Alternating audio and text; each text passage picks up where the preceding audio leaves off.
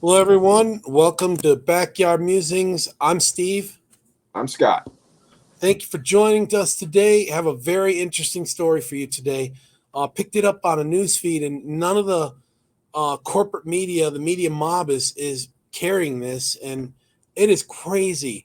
The Ukrainian army used a scavenged hydrogen fuel cell from a Toyota Mirai, and you can see on the screen what the Toyota Mirai looks like, along with plastic explosives to create a vehicle-borne improvised explosive device, a VBID.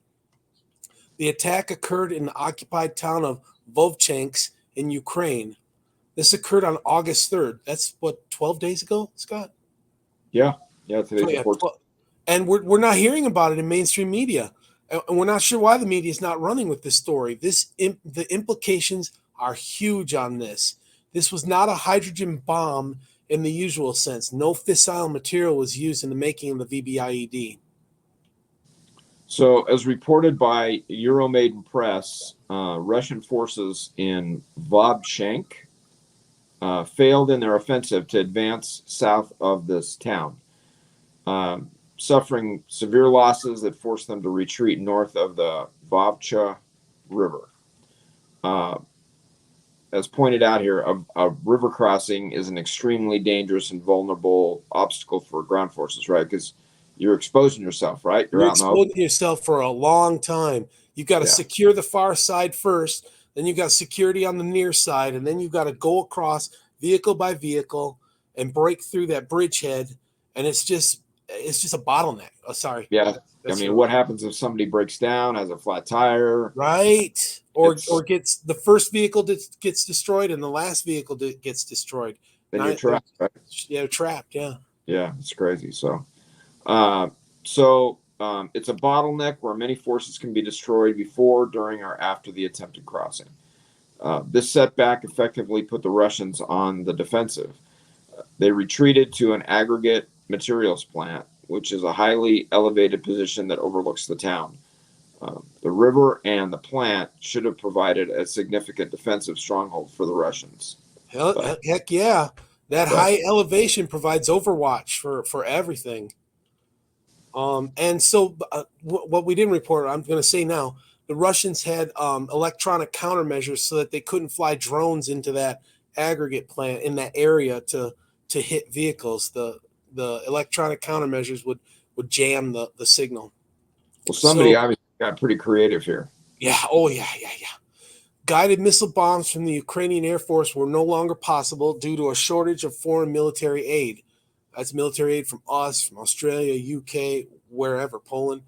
Regular aerial drones had limited success because of the weight of the explosives makes it limited to carry explosives over there, so you really can't penetrate armor.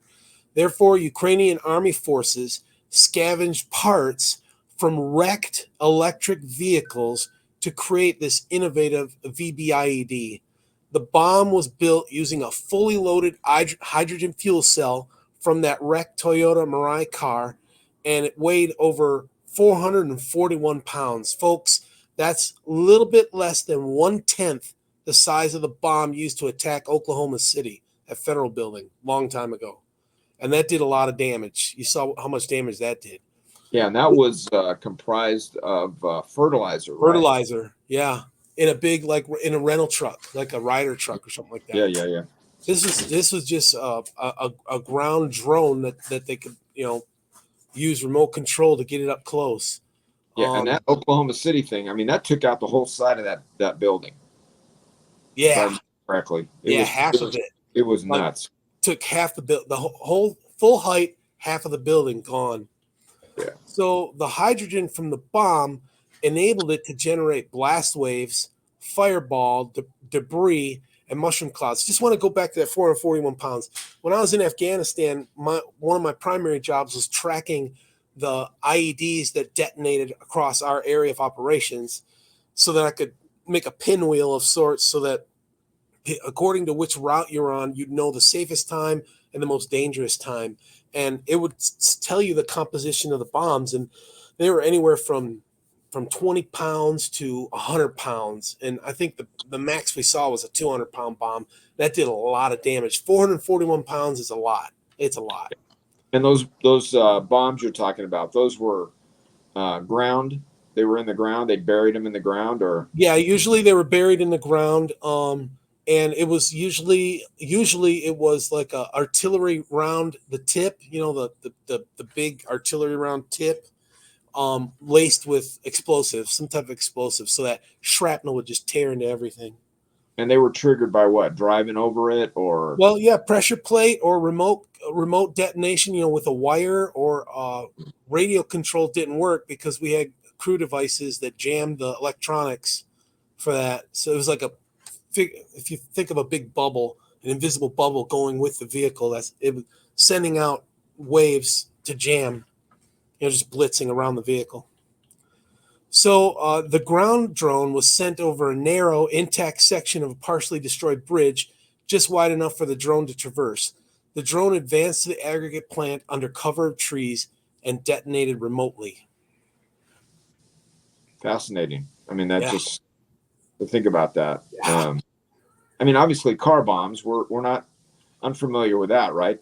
People like would drive them, like a suicide bomber would drive a truck or a car into a barricade or on a bridge or a gate or whatever, and take themselves out as well as whatever they were doing, right? But this is kind of crazy. Yeah, this is. yeah. But you'd have to stack the trunk and the back seat with explosives or fertilizer or something. Here, you just need that fuel cell and a little bit of TNT or C4 just to detonate it, and hydrogen takes over. It's like the Hindenburg, but on a Yeah, smaller and scale. yeah. The blimp, the Zeppelin that crashed. Yeah, that German. Yeah, Hindenburg, right? I'm So thinking you could easily just take like a regular car without scavenging it, put some dynamite around that cell, that hydrogen cell, drive it into like a rally where there's 10, 20, 30, 40,000 people, and it's all over. It is what? game What over. about a spy balloon that flew over the United States? And Yeah, being able to drop it. I don't know. yeah. I mean, but 440 pounds, even 1,000 pounds wouldn't. It would just. It'd be like swatting a hornet's nest. It'd just piss everybody off. Wouldn't do. I mean, could it do damage? Yeah, if it went, if it hit correctly in the right place where it was populated. But that would just piss people off. Here, you could drive a vehicle wherever you wanted to, ram into a high populated area and detonate. Like a suicide bomber could do that. Just imagine if the Iranians got this or learned how to do this. Crazy. Well, the Ukrainians did. Obviously, somebody there Well, figured the this out. So, Ukrainians, they're wily coyotes. They know how to fight, and they fight hard, and they're ingenious. We want them on our side. Let me tell you that. yeah, yeah. Well, that's. I guess we're backing the right horse in this race. So, if that's possible. So, anyway, so yeah, this was a key piece of terrain because of its elevated position over the city. And after the Russian troops withdrew, Ukrainian forces occupied the plant, giving them a tactical advantage. So taking the place. So, Yep. like you said, if Iran, if Ukraine could do this, Iran could figure it out. North Korea, um, anybody. I mean, obviously, Tim McVeigh. I don't remember exactly his background, other than it was military, right? Did he have He's a explosive? veteran. He's a veteran infantryman. So, did he have any kind of explosive experience or anything No, doing? no, he's an infantryman. I mean, rudimentary maybe, but he just learned everything from manuals, and I don't know That if it other was online. guy's name that got I forget what his name was, but The he was partner, brains of the Randy, outfit. Randy McNichols, Yeah. That's the or guy. Terry McNichols. Terry McNichols. Yeah, I think so. Anyway, this is crazy stuff. Just adds Not another. not sure why mainstream's not covering it. I mean, you could do this in the United States. Wile E. Coyotes could do this in the United States. Well, if you think about it, though, Steve, we're not really hearing that much about the details of this war, right? All we're hearing about mainly, at least for me, is the amount of money that we're dumping in over there, and occasionally, like we talked about, where they took out that was it a submarine or a destroyer? A Russian Submarine. Yeah, with submarine. surface to surface missiles. Yeah. Yeah. $360 million piece of equipment. I mean, we're hearing about those kind of things, but nothing like this. So yeah, this is, maybe they're just looking at this as just being a normal Yeah, that was a 350 billion. $billion. Oh, It's a submarine.